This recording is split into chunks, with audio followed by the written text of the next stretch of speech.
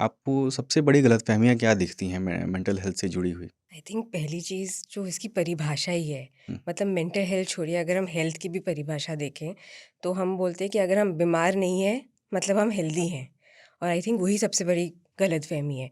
उसी चीज़ को mental health की अगर आप परिभाषा देखें जो डब्ल्यूएचओ ने भी दी है, उसमें कितने सारे पहलू होते हैं। उसमें है एक overall state of well being, जहाँ पर मैं अपना पूरा पोटेंशियल रियलाइज़ कर पा रही हूँ या नहीं, जहाँ पर मैं ढंग से अपने डेली दिनचर्या के स्ट्रेसेस से कोप कर पा रही हूँ या नहीं, जिसमें कि मैं अपनी कम्युनिटी में वापस कंट्रीब्यूट कर पा रही हूँ या नहीं। ये सारी चीज़ें कुल मिलाकर जिस स्टेट ऑफ वेल बीइंग को कहते हैं वो है मेंटल हेल्थ। हुँ। और हम वो भूल जाते हैं, तो हमारे दिमाग में मेंटल हेल्थ में अगर हम बीमार नहीं हैं, अगर हम मैनेज कर पा रहे हैं मतलब हम मेंटली हेल्दी हैं।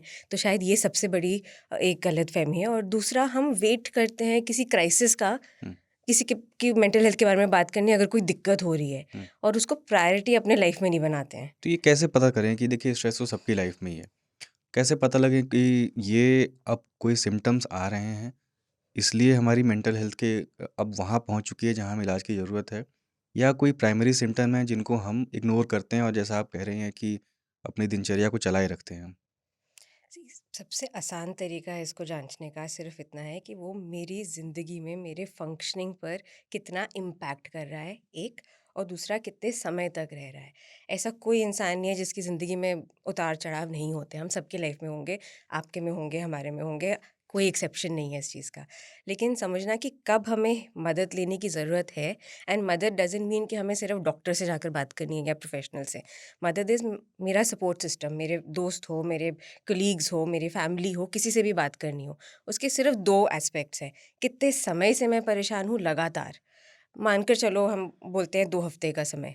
2 हफ़्ते के समय से लगातार अगर मैं परेशान हूँ, मेरे कंट्रोल के बियॉन्ड जा रही है वो दिक्कत, वो डिस्ट्रेस। और तीसरा एस्पेक्ट, मेरे हर फंक्शनिंग के एरिया पर वो अफ़ेक्ट कर रहा है। मेरे रिश्तों पर असर कर रहा है, मेरे काम पर, मेरे पढ़ाई में, मेरे अटेंशन स्पैन पर, मेरी निजी ज़िंदगी में। जब हर एरिया पर अफ़ेक्ट हो रहा है, यानी कि अब ये मेरे कंट्रोल के बियॉन्ड है। मुझे किसी न किसी से कम रीच आउट करके बात करने की ज़रूरत है।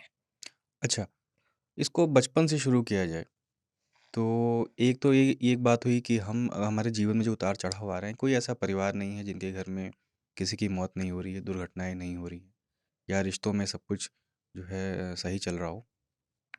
इसको हम बचपन से अगर जोड़ के देखें, क्या हम जो जीवन जीते हैं, जो स्ट्रेस लेते हैं, उसमें कोई ट्रॉमा बचपन का भी जुड़ा होता है साथ-साथ?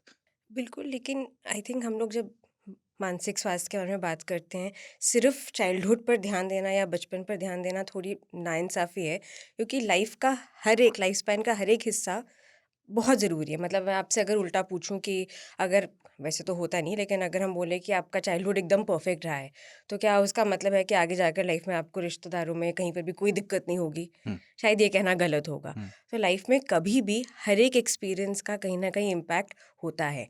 हाँ, ये अलग बात है कि यंग माइंड्स में जो फॉर्मेटिव ईयर्स जिसको हम कहते हैं, इतना रैपिड जो ग्रोथ डेवलपमेंट हो रहा होता है, तो हम लोग आस-पास से सीखते बहुत जल्दी हैं उस उम्र में। तो इसलिए हम बोलते हैं कि उस वक़्त ज़िम्मेदारी पेरेंट्स की है, टीचर्स की है, जो आस-पास के बच्चे हैं, क्योंकि हम जिसको हम बोलते हैं वाइकेरियस लर्निंग, जो रोल मॉडल्स हैं। और सिर्फ़ आस-पास नहीं, जो टीवी पर देखते हैं आजकल शोज़ पे इतना एक्सपोज़र है सब जगह, तो वहाँ से बच्चे सीखते ज़्यादा जल्दी हैं। तो वो इम्पैक्ट ज़्यादा होता है। लेकिन traumatic experience, stressful experience, life का हर एक एक्सपीरियंस किसी भी लाइफ़ के स्टेज पर हो, तो वो कभी भी इम्पैक्ट कर सकता है, और उसका असर आज नहीं तो कल, बाद में कभी भी आ सकता है। वो हर क्या एक के कोई लिए अलग है। ख़ास एज ग्रुप है जिसके पेशेंट आपको ज़्यादा आते हैं? ऐसा कुछ नहीं है। हर एक एज ग्रुप, जैसे मैं बोलती हूँ, छोटे बच्चे, 5-6 साल के बच्चे भी आते हैं और बूढ़े-बुज़ुर्ग भी आते हैं। तो इसमें कोई ऐसा डिस्क्रिमिनेशन नहीं है कि मेंटल हेल्थ किसी को डिस्क्रिमिनेट नहीं करता है। जैसे हुँ। फिज़िकल हेल्थ नहीं करता है, तो मेंटल हेल्थ क्यों करेगा?